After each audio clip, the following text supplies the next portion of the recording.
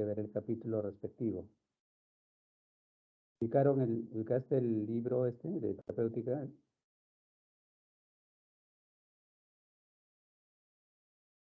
Esa, Disculpe, doctor, no escuché lo que me dijo. y las referencias de las dos teorías que voy a desarrollar ahora están también en el libro que les compartí luego de la semana anterior, de las dos clases anteriores. Libro de terapia, Sí, doctor, me usted subió archivos del grupo. un libro, ¿no? Current Therapy. Ahí están los capítulos que voy a desarrollar ahora también. La referencia que voy a presentar están para que lo puedan revisar y ampliar.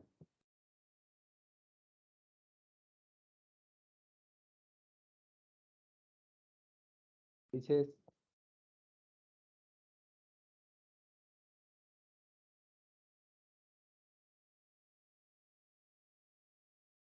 sí ubicaste el libro, ¿no?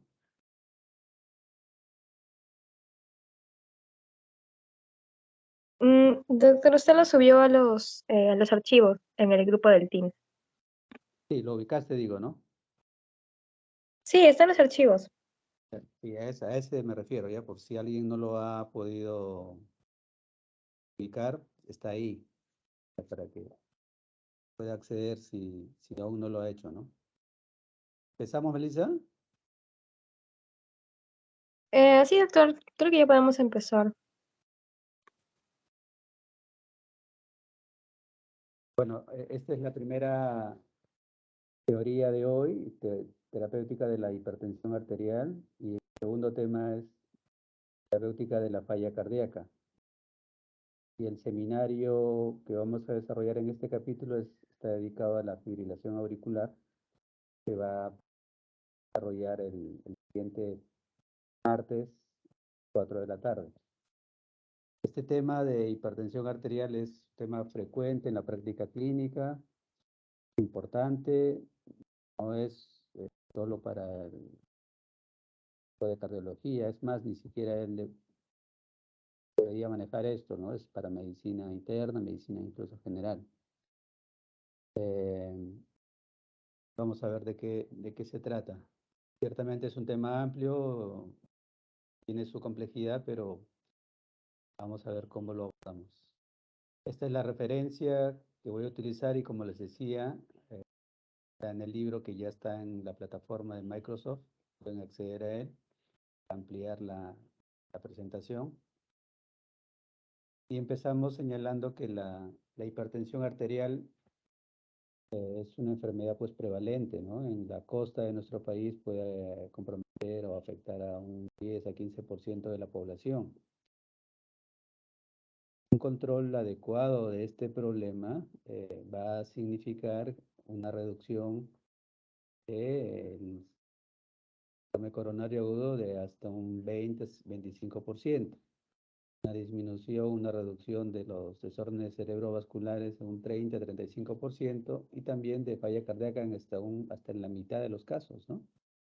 Entonces, diagnosticar la hipertensión, controlarla adecuadamente es un reto no solo para el clínico, sino para el sistema de salud, porque esto hay que verlo no solo desde el punto de vista médico-paciente, sino desde el punto de vista del sistema de salud de un país, ¿no?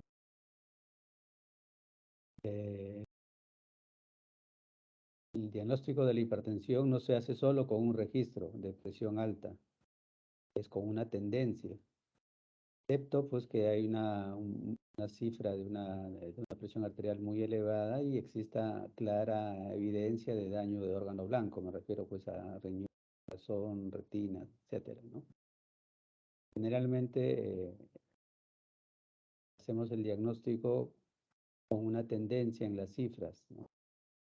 Semana, 2 semanas, porque habitualmente la hipertensión no se traduce en molestias. Muy pocas veces hay molestias relacionadas a la hipertensión. Entonces, es importante ver la tendencia en las cifras para que no exista ninguna duda de que paciente que tenemos enfrente tiene el diagnóstico, le corresponde el diagnóstico de una hipertensión arterial crónica, sobre todo porque estaríamos frente a una enfermedad crónica que no se cura, sino se controla. Y entonces el paciente debe tener en la mente muy claro qué es lo que tiene y qué es lo que no tiene, para afrontar debidamente el problema y prepararnos no solo para el éxito de corto plazo, sino para el éxito de largo plazo.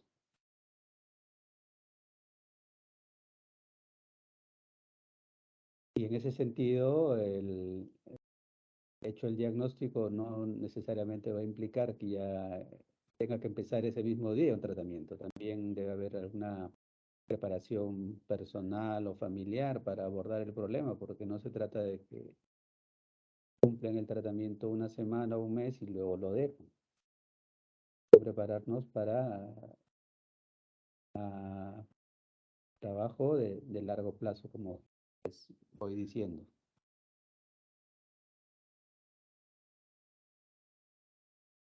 Tomando en cuenta las recomendaciones americanas, 7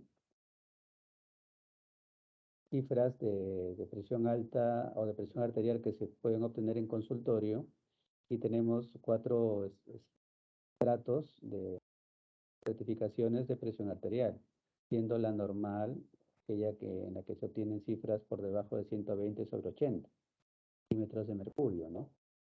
Un estrato elevado de una católica de 120 a 129, estadio 1 de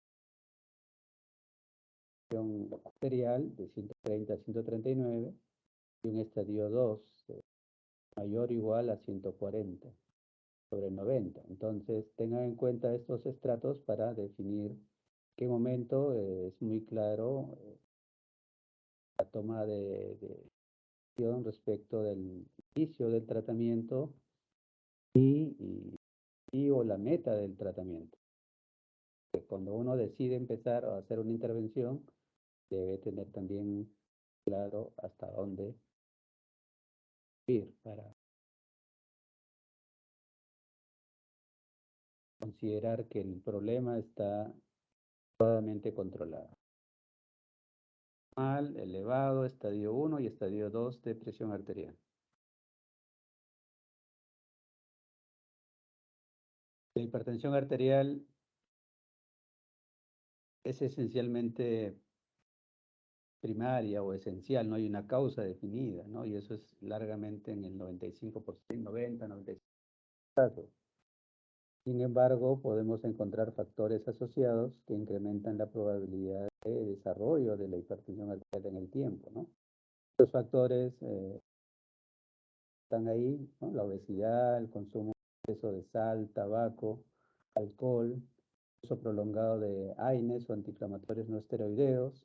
También puede incluirse el bajo potasio. El grupo de la derecha están más bien las situaciones en las que la hipertensión sí claramente tiene una asociación causal con estos factores, considerada como secundaria. Entonces, el diagnóstico de la gran mayoría de los casos no va a tener una causa en particular, sino una suma de factores, incluido también familiar, ¿no? Suma para no complicarnos con el diagnóstico y más bien concentrarnos en el manejo de la hipertensión. ¿Y cuándo uno debería referir a los pacientes, ¿no? En casos de hipertensión grave o que esta sea refractaria, o cuando la ocurrencia de la presentación de la hipertensión arterial pues se da en los extremos de la vida, ¿no? En personas muy jóvenes, personas de la tercera o cuarta edad de la vida, entonces puede haber más bien una causa subyacente que investigar y por tanto sí puede ser conveniente referirlos para una evaluación más detallada, profunda quizá.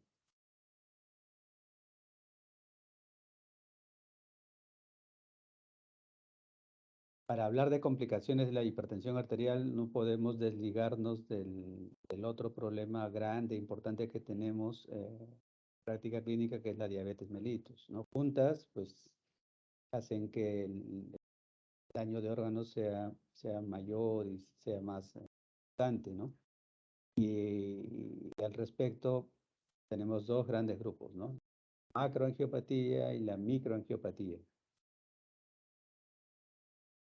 Hablamos de macroangiopatía, estamos hablando de afectaciones en el territorio cerebrovascular, o en las coronarias, o en las arterias periféricas de los miembros inferiores y de las carótidas. Estos son grandes vasos y por eso hablamos de macroangiopatía. Entonces, el paciente puede tener un DBC, o puede tener enfermedad coronaria, o puede tener una enfermedad arterial periférica que se manifiesta en claudicación intermitente. Otro extremo, más bien, el problema puede estar a nivel micro, de la microcirculación. Y ahí tenemos que enfocarnos en la retina, ¿no? Retinopatía hipertensiva, así como retinopatía por diabetes, a nivel del glomérulo, ¿no? Los glomérulos pueden ser afectados por estos problemas, entonces hay indicadores que me indican daño de glomérulo, ¿no? La proteinuria, etc. Y también los nervios periféricos, una polineuropatía secundaria pues, a la afectación de los nervios que hay en este territorio. Entonces, distingan ustedes lo que es macroangiopatía y la microangiopatía. Estos representan los daños de órgano blanco.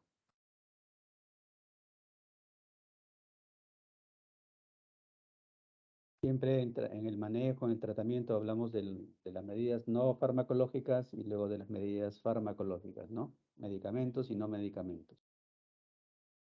No medicamentos, hablamos de los estilos de vida, medidas generales, ¿no?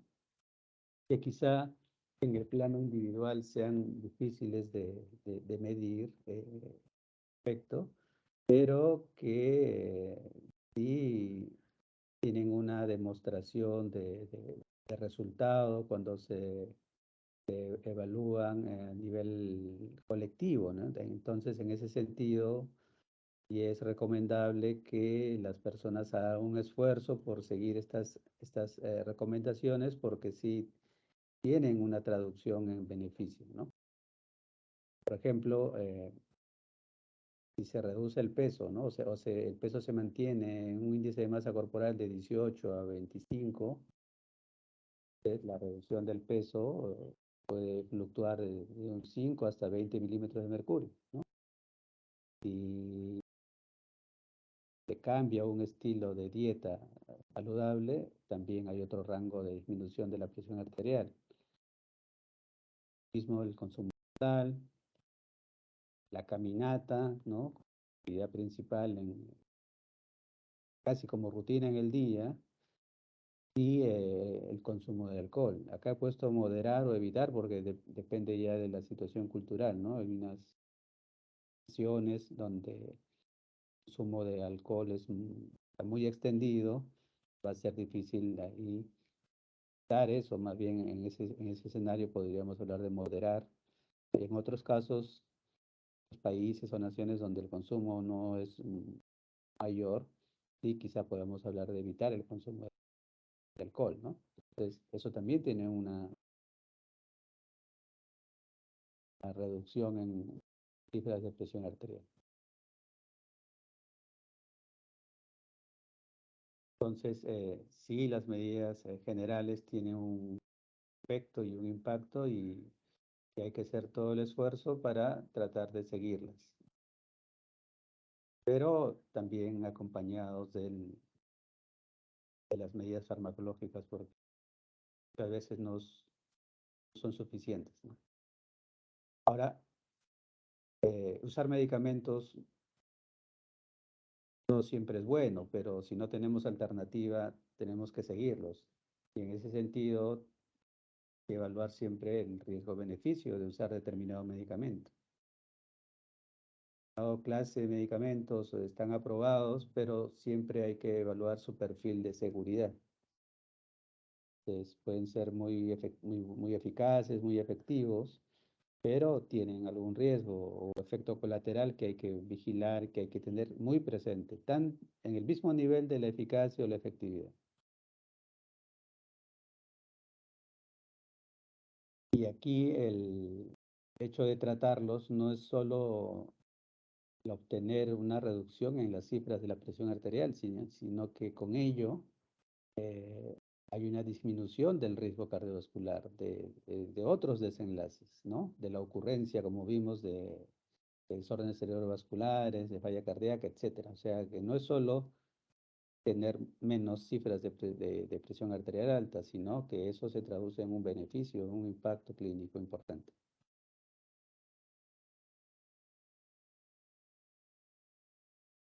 Y aquí, para decidir cuándo empezar la terapia, tenemos dos escuelas, dos tendencias, la americana y la europea, ¿no? Fíjense que la decisión de empezar va, y vamos a retomar lo de los estratos de presión arterial que habíamos mencionado, pero eso ligado al riesgo cardiovascular, ¿no? Evalúan el riesgo cardiovascular, está elevado o no está elevado. Si está elevado, pues somos un poco más, inicio será más temprano, miren, en el estadio 1, ¿no? Pero si no está elevado el riesgo, será en el estadio 2 de presión arterial. Los adultos mayores funcionan como este grupo, el segundo grupo, si tuviese un riesgo elevado de cardiovascular. Y las metas pueden ser más estrictas o más conservadoras, pero por lo menos habría que llevarlas a un estrato de presión elevada, ¿no? No de estadio 1 menos estadio 2. Y sí hay que tener cierta prudencia con los adultos mayores porque ellos tienden a desarrollar hipertensión arterial sistólica y entonces no tendríamos que ser muy estrictos con ellos en las metas de control de presión arterial. No necesariamente vamos a encontrar mayor beneficio o impacto clínico y hasta podría ser contraproducente reducir mucho las cifras de presión arterial. Con ellos uno puede ser un tanto más conservador. Que no solo es las cifras, ¿no? Sino también los síntomas. Si hay síntomas y el impacto que puede tener el control de estos valores. Y aquí es para mostrar los grupos de medicamentos con los que contamos, ¿no? En primer lugar, los de la enzima convertidora de angiotensina, los IECA. En segundo lugar, los bloqueadores de receptores de angiotensina 2, los BRA. Los calcio antagonistas, diuréticos y los beta bloqueadores, ¿no? Y a la derecha, para mostrarles que hay una serie de factores que deberían ser tomados en cuenta para preparar un esquema que sea más conveniente para el paciente. No hay una receta única, no es el paciente, el grupo étnico al que le pertenece, las comorbilidades que tiene, todo lo que puede ser insumo para diseñar un esquema que sea más apropiado. También entra en esa consideración temas de costo, los estilos de vida que tengan los pacientes, etc.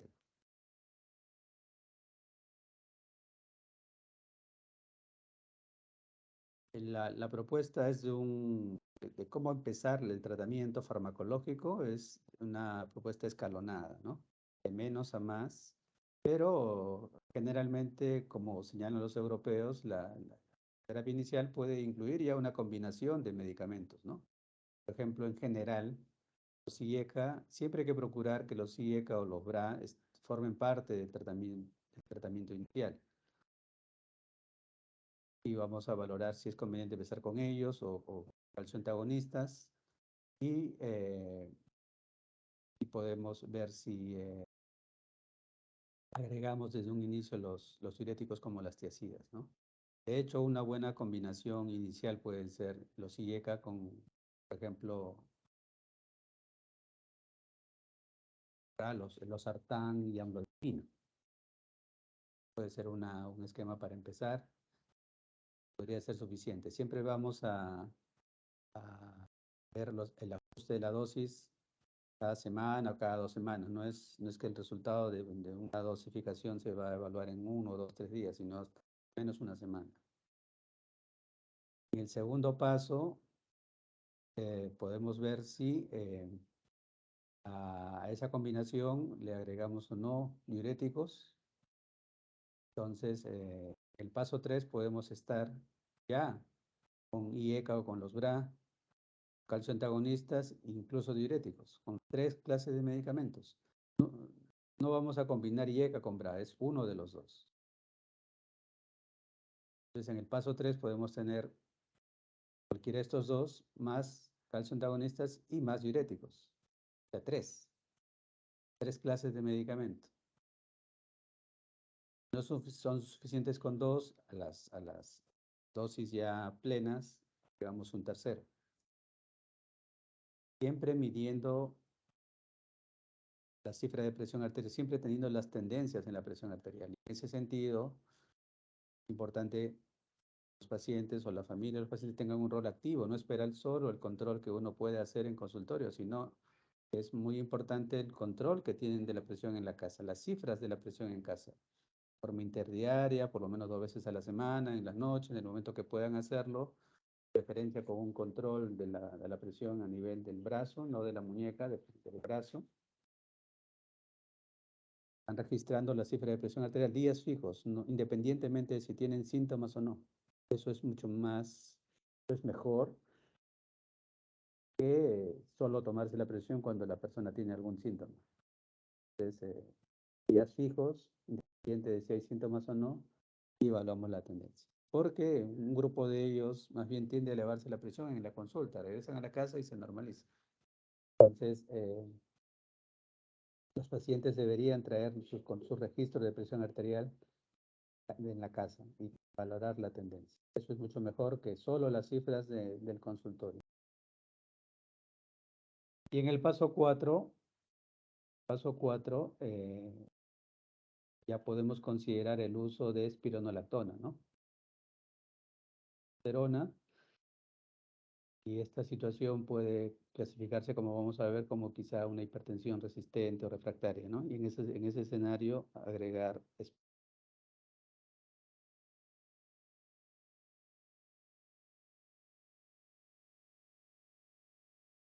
Hablemos del primer grupo, los IECA. Aquí tenemos varios en el mercado, pero los que contamos en el sistema de salud son captopril y enalapril, que ya casi no los usamos, ¿no? Ya eran los primeros, pero ya usamos más los BRA, que son sartán y resartán, como vamos a ver. Pero aquí están las dosis que empleamos. Siempre hay que procurar esquemas de 1 o 2 veces al día máximo, ¿no? Esquemas de 3, 4 veces al día van a ser muy difíciles de cumplir a largo plazo. Y aquí el asterisco es para mostrar pues, que estaban aprobados en falla cardíaca, no solo en caso de hipertensión, sino en falla cardíaca, dosis bajas, como vemos en la siguiente sesión. ¿Cuál es el inconveniente de los IECA? Tos, desarrollo de tos, hipotensión, vértigo, o sea, todo su perfil de seguridad tenemos que anemia y que están contraindicados en el embarazo. Quizá el enalapril, captopril, todavía usemos algo de ello en crisis hipertensivas, en urgencias, pero ya de manera regular prácticamente no.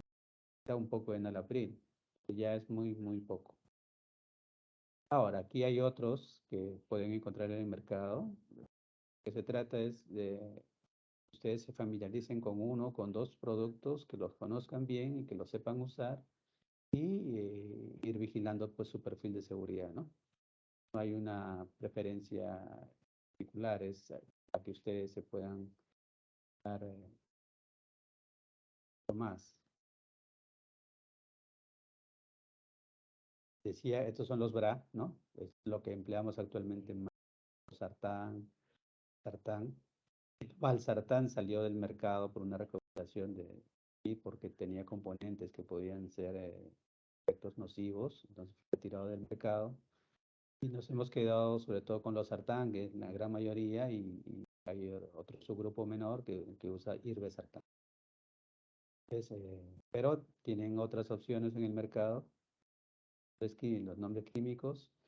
Tanto estos como los anteriores pueden venir ya en combinaciones con amlodipino, que es un calcio antagonista, o también con la hidroclorotiazida. Pueden haber presentaciones, combinaciones de los medicamentos que pueden facilitar la adherencia al tratamiento.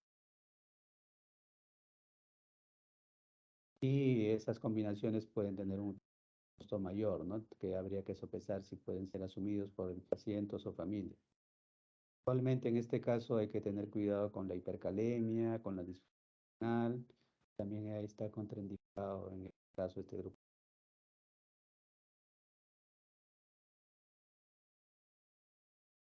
Los calcio antagonistas, aquí hay dos grupos, no pertenecen a la dihidropiridina, están el diltiazem, verapamilo, y las que sí pertenecen están el amlodipino,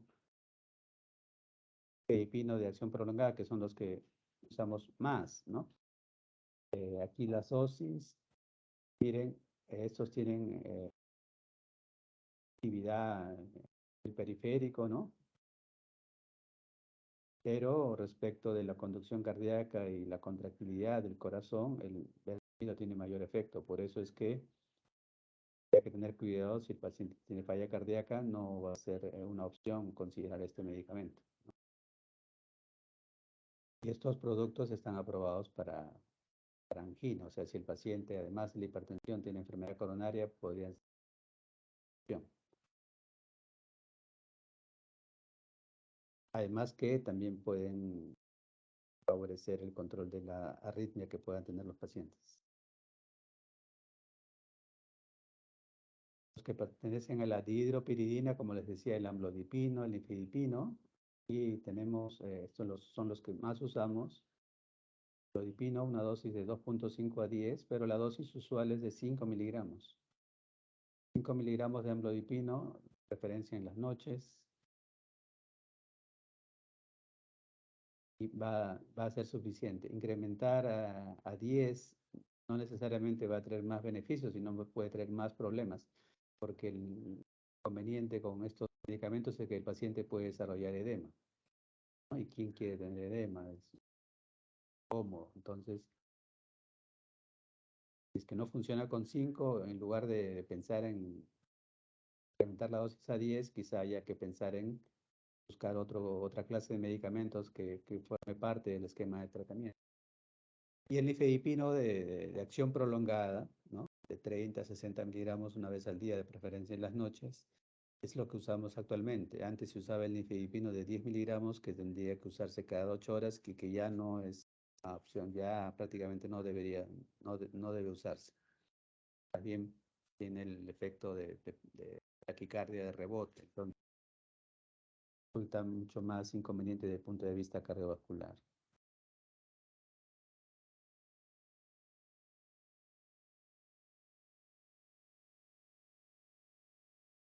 Los diuréticos, aquí tenemos tres clases, ¿no? Tres subgrupos, las tiacidas, ¿no? Dentro de ellas la hidroclorotiazida, medicamento que está a la mano, de bajo costo y que puede ser útil, ¿no? Dosis de 2.5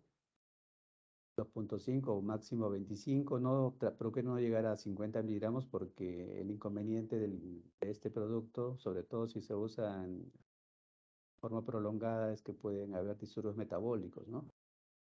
Entonces, si el paciente además tiene diabetes y algún otro metabólico, puede resultar inconveniente. Por eso, traten de emplearlo solo con dosis bajas, de 0.5, máximo 25.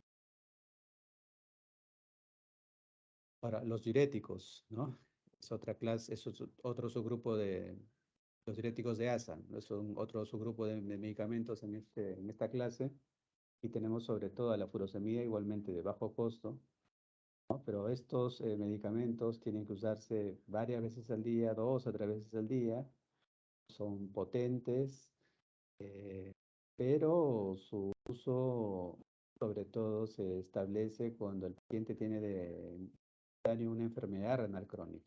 No hay enfermedad renal crónica, en realidad, de por medio no no deberíamos usar furosemida, porque es un pobre antihipertensivo, ya que uso, seguramente verán ustedes en alguna emergencia, urgencia, de furosemida por vía parenteral para tratar una urgencia hipertensiva no es lo más adecuado. Ahí están disminuyendo el intravascular y forzando el control de la presión. No deberíamos usar furosemida y puede ser una alternativa como diurético en los pacientes que tienen hipertensión arterial crónica y además enfermedad renal crónica. Ahí sí, los diuréticos de ASA pueden ser de ayuda. Adicionalmente, contamos con los inhibidores de aldosterona, la espironolactona sobre todo, que también está a la mano, bajo costo, de 12.5 hasta 100 miligramos una vez al día, ¿no?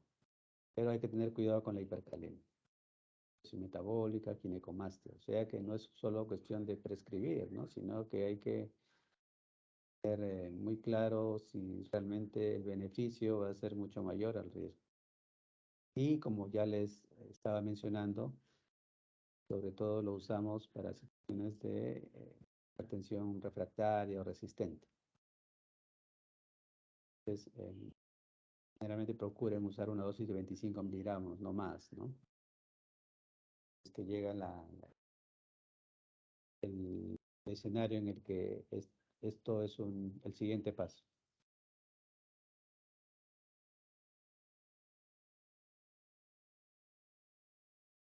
Los beta bloqueadores. Aquí tenemos atenolol, bisoprolol, carvedilol, propranolol. Miren, los dos primeros son cardioselectivos, beta 1 selectivos, ¿no? Entonces aquí están las dosis. Bisoprolol lo tenemos a la mano, mucho menos el carvedilol. Y el bisoprolol quizás se está usando mucho más que el atenolol. Antes era solo el atenolol, ahora el bisoprolol está tomando función a diario.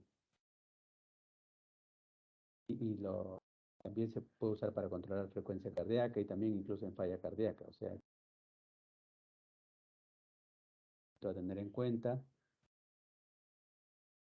Vamos a seguir viendo.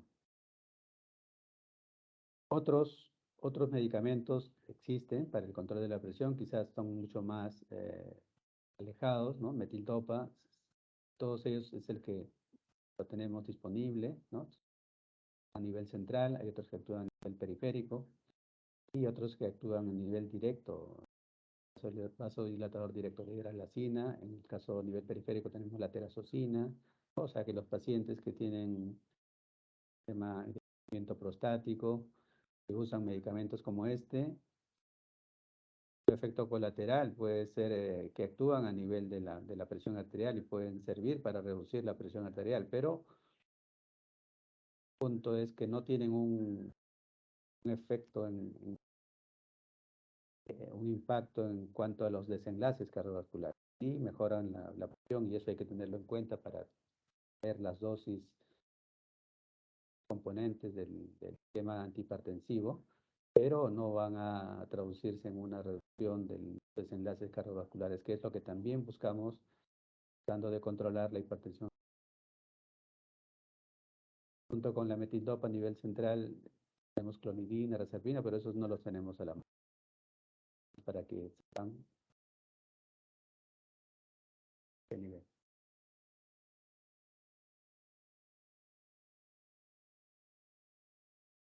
Están las dosis. Y esta figura sirve para que vean el posicionamiento de los IECA, ¿no? En relación a las diferentes situaciones clínicas, ¿sí? Falla cardíaca, postinfarto de miocardio, alto riesgo de enfermedad coronaria, diabetes, enfermedad renal crónica o prevención de un desorden vascular cerebral recurrente, ¿no? Entonces, miren cómo los IECA están posicionados prácticamente en todas las situaciones. Beta bloqueadores, sobre todo cuando hay enfermedad coronaria o falla cardíaca, a tener en cuenta, ¿no? Unos u otros de acuerdo a la situación, ¿no? Uno puede evaluar con calma en qué escenario estamos, ver cuáles pueden ser los componentes del esquema a diseñar.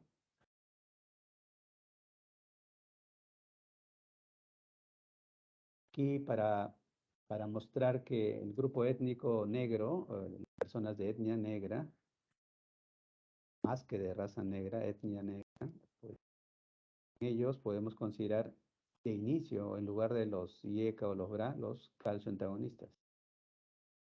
Funcionan mejor, tienen mejores respuestas con o sin diuréticos, ¿no?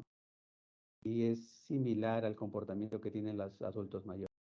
Ellos también podemos considerar de inicio más que los IECA o los BRA, calcio-antagonistas. El grupo intermedio de menor edad, los de edad, sí, como en general los IECA, los BRA o los calcio-antagonistas o los diuréticos.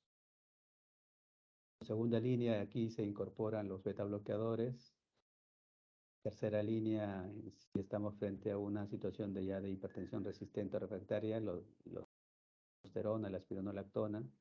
Y mucho más alejado ya como las opciones, los medicamentos de acción central, ¿no? Tenemos respuesta adecuada, con dosis adecuada, en tiempo, registros adecuados, ¿no?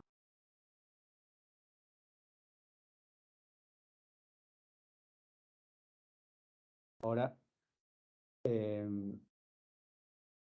¿cuándo consideramos, cuándo podemos clasificar a una determinada situación como hipertensión resistente?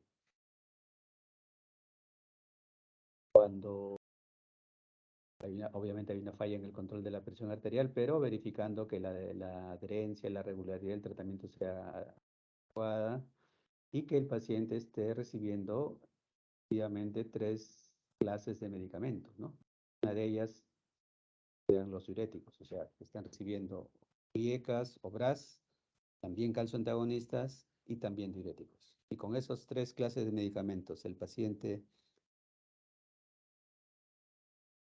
no hemos logrado las metas de manera persistente, podemos catalogar como una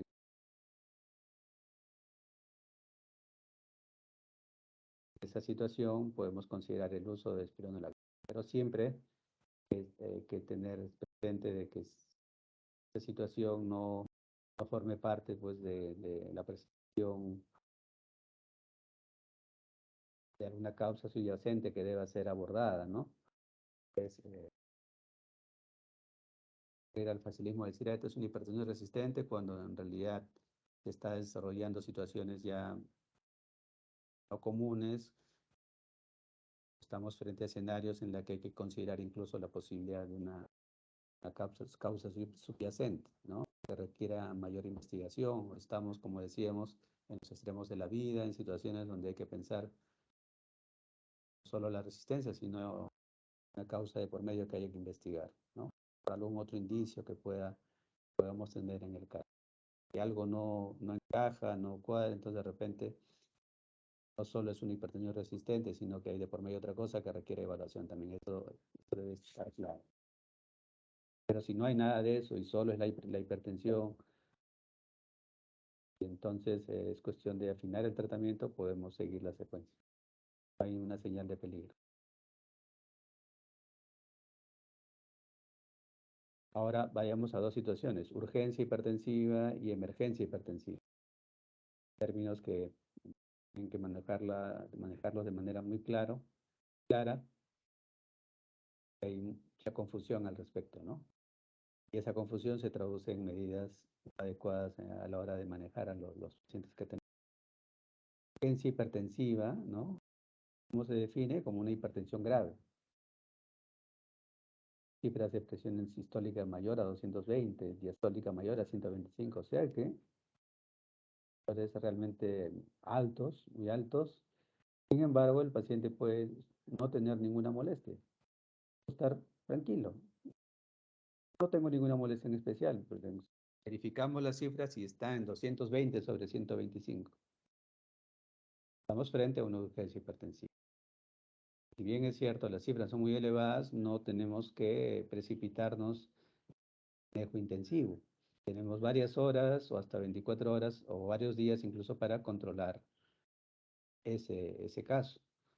Entonces, por vía oral, no tenemos que recurrir a la vía parenteral, ¿no? Y el paciente no necesariamente debe quedar hospitalizado, podemos observarlo algunas horas urgencias, evaluar el esquema de tratamiento que lleva y podemos hacer ajustes en su tratamiento. Puede recibir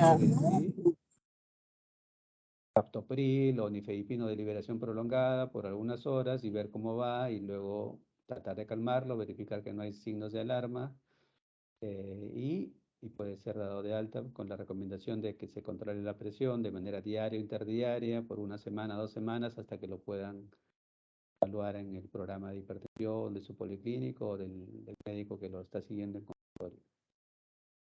Entonces, cambio, una emergencia hipertensiva y aquí hay daño crítico de los órganos blancos, ¿no? Una presión diastólica mayor a 130 y el paciente puede estar pues con alteración del sensorio por una encefalopatía, puede tener incluso una hemorragia intracraneal espontánea, edema pulmonar, congestión pulmonar, incluso un dolor torácico con ya la manifestación de una disección aórtica. O si está embarazada, podemos estar frente a una eclampsia o eclampsia grave. Entonces, en esa situación, ustedes reciben al paciente y deben conducirlo rápidamente a la unidad de choque trauma de la emergencia. Se supone que tienen más elementos de manejo para situaciones como esta, ¿no? En la que el tratamiento sí es sustancialmente intensivo y parenteral, ¿no? No obstante, la reducción de la presión no debe ser mayor al 25% en unas 2 horas. Esto ya en las horas. Entonces, pero sí debe tener un monitoreo estricto, de acuerdo al caso, dar otras medidas que sean convenientes, ¿no?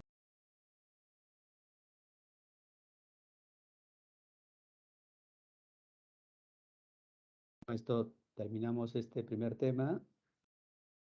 Tenemos unos minutos para ver si tienen alguna pregunta o comentario, ¿no?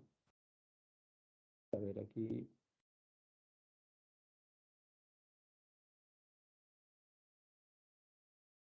Adriana, Sí, doctor, buenas tardes. hola, ¿tendrás alguna pregunta o comentario? No, doctor, la verdad todo claro con la clase. Bien. Almeida, Pedro, ¿Cuál es el manejo en cuanto a urgencia y emergencia? Tengo entendido que la terapia endovenosa es... ¿Qué medicamento, qué medicación sería? bueno, ahí ya quizá el manejo no sea solo del médico general, sino del médico de urgencias y medicación parenteral que lo vamos a revisar. Ahí puedes usar beta bloqueadores de manera venosa, ya no por vía oral. Tienes que ver si hay dolor torácico, si hay hemorragia, puedes inclinarte por los nitratos. Ya es un manejo, ya no solo es la hipertensión, es el cómo está el paciente. Si es renal, si está embarazada, el manejo puede variar. Quizás sea que estemos frente a una emergencia hipertensiva, pero no es solo eso, no es qué órgano blanco está afectado. Y hay medicación que puedes revisar en el libro, en el capítulo, varias opciones y lo más importante es que no es solo que estén ahí, sino que estén disponibles en choque trauma. Entonces, a ver, opciones hay, pero habría que ver qué tenemos también a la mano.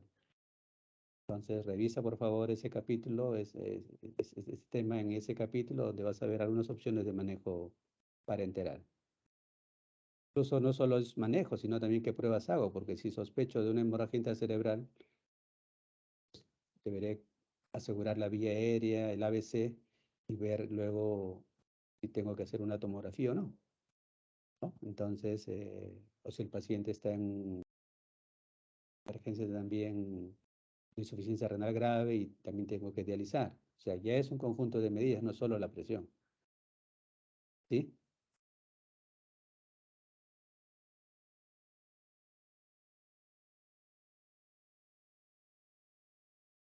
Pedro. Sí, doctor. Muchas gracias. Eduardo Albeniz.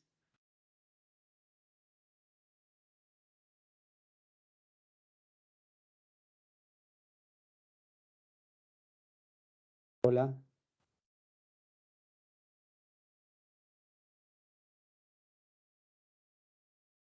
Eduardo.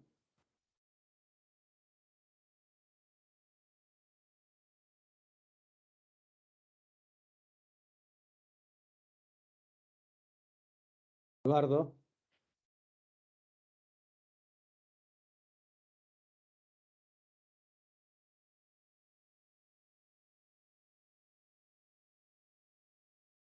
Analí.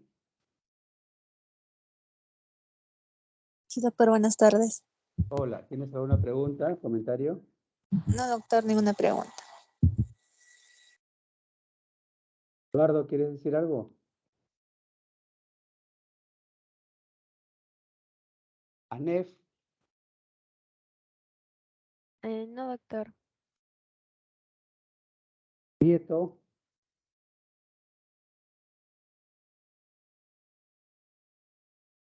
Arbieto. ¿Escucha, ¿Una pregunta, escucha, comentario? doctor? No, doctor, todo claro. Arias. Nelia. Doctor, buenas tardes. Por ejemplo, con el amilodipino mencionó que era amilodipino 2.5 a 10 ¿Me escucho miligramos. bien? ¿Me escucha? No, muy bajito. Ay. ¿Me escucha, doctor? Algo mejor.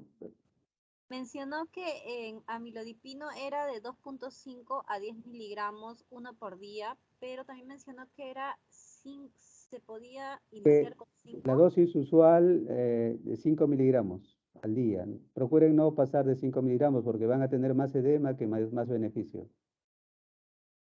Doctor, ¿y lo mismo sucede con, por ejemplo, con el enalapril, con el losartán? O sea, ¿hay una dosis de mantenimiento también? Siempre hay un rango de dosis, ¿no? Procuren llegar a la dosis tope, vigilando que no haya efectos colaterales o adversos, ¿no? Antes de pensar agregar en otro medicamento, otra clase de medicamentos. Doctor, y para el caso del, por ejemplo, para colocarlo como respuesta en el examen, ¿tendría que colocar amilodipino 2.5 a 10 miligramos, uno por día, o es que me coloco una cifra específica de dosis? No, más que de dosis te van a preguntar sobre combinaciones de clases de medicamentos. Y, por ejemplo, también mencionó usted que para los pacientes que eran de etnia negra, eh, se les daba de frente calcio antagonistas, se De inicia con calcio preferencia. antagonistas. De preferencia antes que los IECA. No quiere decir que no puedas usar los IECA o los DURA, ¿no? Pero intentar primero con calcio antagonistas, porque puede ser por la respuesta y puede ser suficiente también. Y ahí inicio también con amilodipino. O sea, Amlodipino, nifedipino, pero el más barato es amlodipino, ¿no? ya, doctor, gracias. Ok. Becerra, Diego,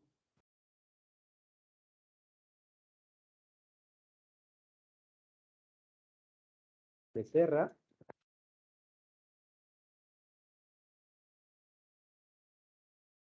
Pinchay,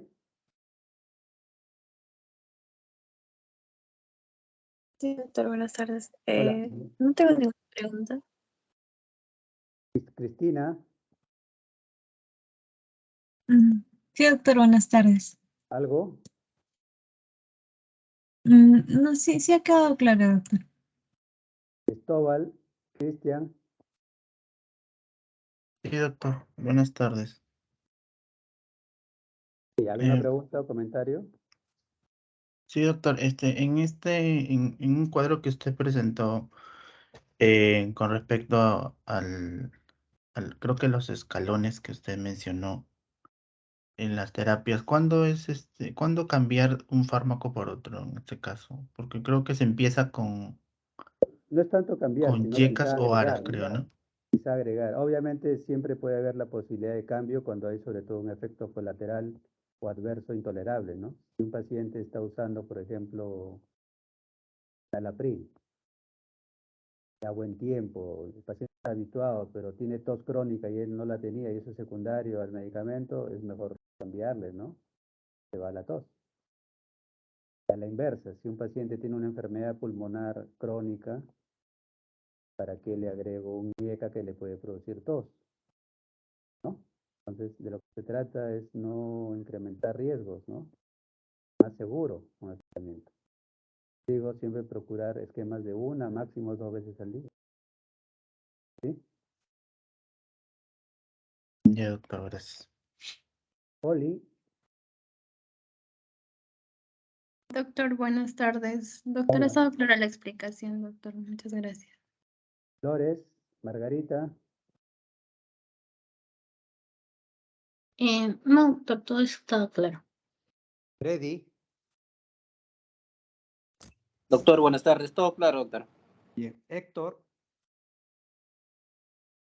Todo claro, doctor. Hugo, Muchas gracias.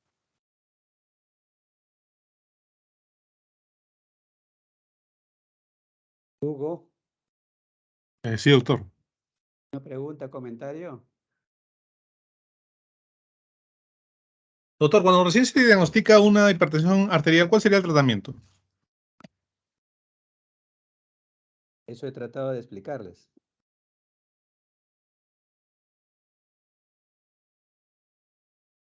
¿Qué podrías decir tú?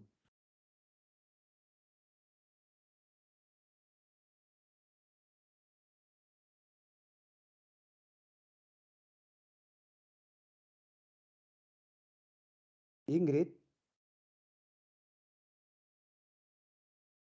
Todo claro, doctor. Gracias. Joaquín, No, presente, doctor. Está todo claro. Solo un comentario, ¿no? sí. Creo que había llamado a mi compañero Albeniz Orestes, pero creo que su micro está mal y escribió en el chat, ¿no? Por si acaso. Para decirle que sí estaba.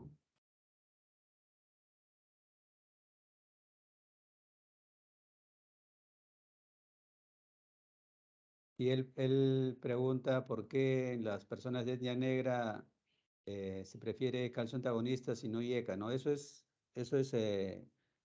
ha observado que responden mejor.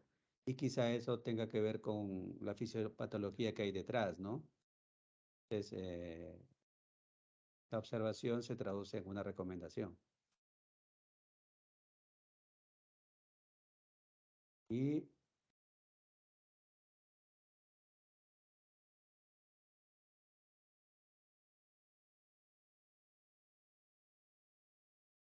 Jorge, Awina,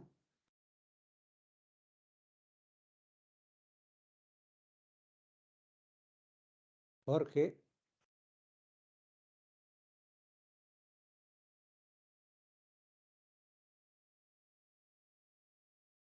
Jorge, Jocelyn, Presente, doctor, todo claro. Caroline, Presente, doctor. Todo bien, todo claro. Catherine, Presente, doctor. Todo claro. Lisette, Buenas tardes, doctor. ¿Se me escucha? hola, sí, Doctor, yo tengo una duda con respecto a sí. la clasificación.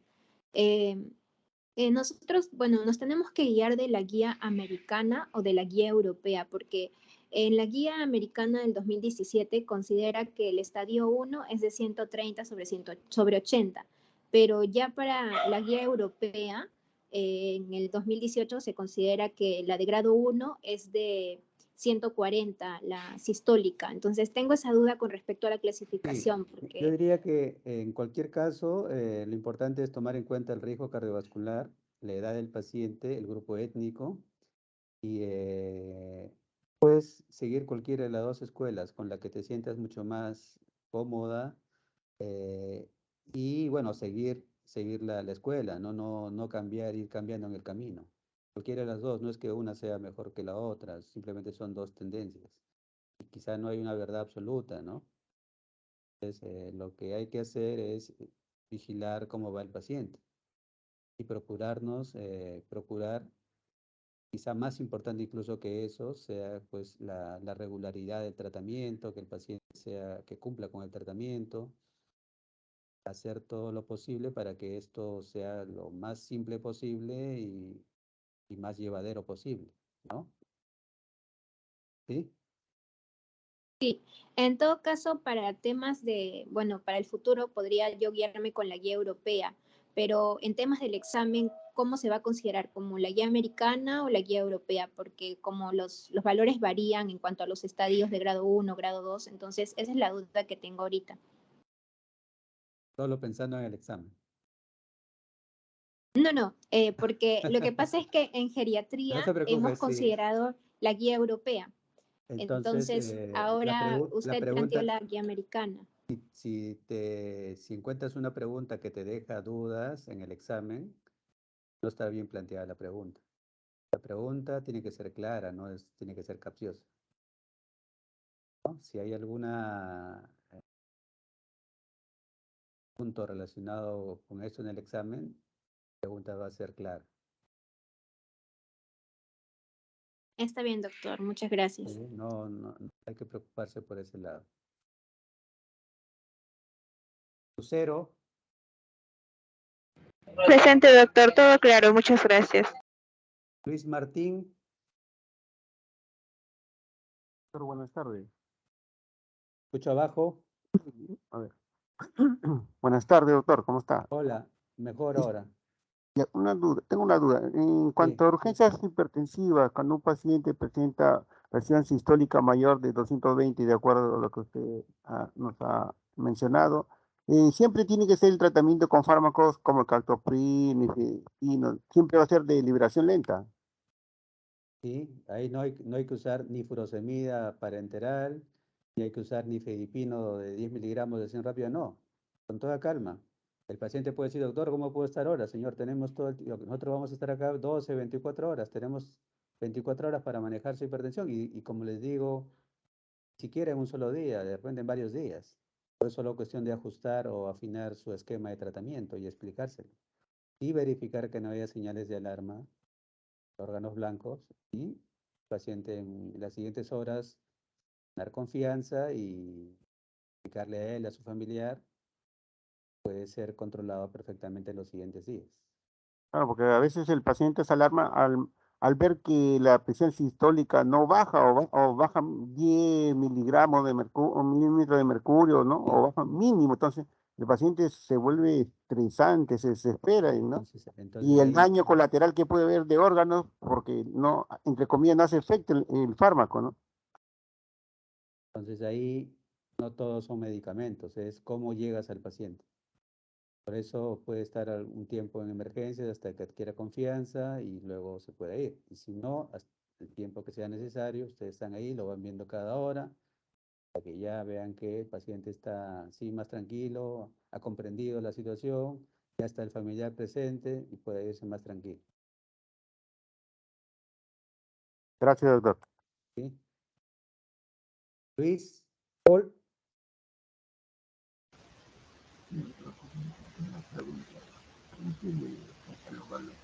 ¿Se escucha?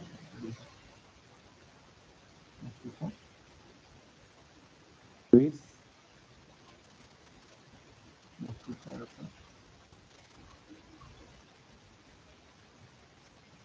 ¿No se escucha? Elisa. Todo está claro, doctor. Bien. Renzo. Sí, doctor, buenas tardes. Todo está claro. Bien.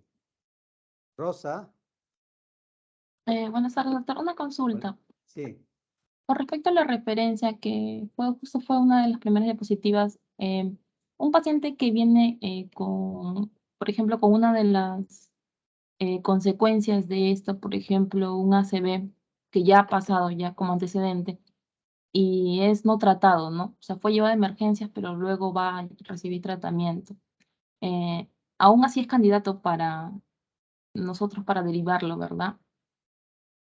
Bueno, si está estable, Va a Ajá, ser por ejemplo, ha conveniente pasado un que tiempo, ¿no? quizá tenga una reevaluación por neurología en las siguientes semanas, meses al evento, para ver si va a hacer algún ajuste en la recomendación mientras van manejando la hipertensión, los factores de riesgo, y probablemente regrese para que ustedes lo sigan manejando.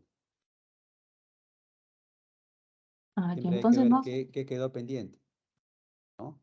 Ujú. De repente neurología lo vio en el episodio agudo y va a ser conveniente que lo reevalúe luego de algún tiempo sin apuro para ver si hace alguna recomendación y ustedes lo siguen manejando. Porque nunca ha sido controlado, ¿no? Puede ser que sea hipertenso y además tenga diabetes y otro haya sido el factor relacionado con el desorden cerebrovascular, ¿no? Ah, ok. Ya, doctor, muchas gracias. Yo mira,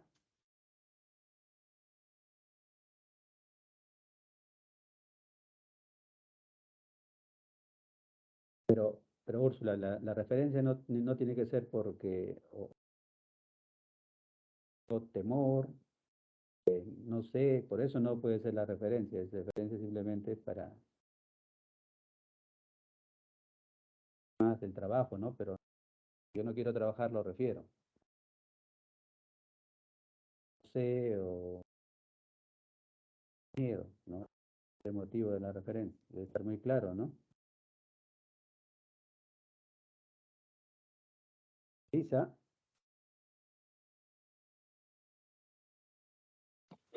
Sí, doctor, todo claro. terminamos. Pasamos al otro tema. Ya, doctor, está bien. Sería el de falla cardíaca. ¿Nos mantenemos en esta reunión o va a iniciar la otra? Intentamos, creo, ¿no? Intentamos, pero que no haya problema. Se puede, ¿no? Sí, doctor, podemos continuar en esta reunión para que no haya el Bueno, problema de migrar a perfecto. la otra. Bien, entonces dejen un momento para subir la Doctor, otra presentación. Sí, Úrsula Vilés, doctor. sí, ¿algo? No, doctor, no tengo duda, solo no me llamó. Creía que sí. Bueno, ya está. Vamos al otro tema.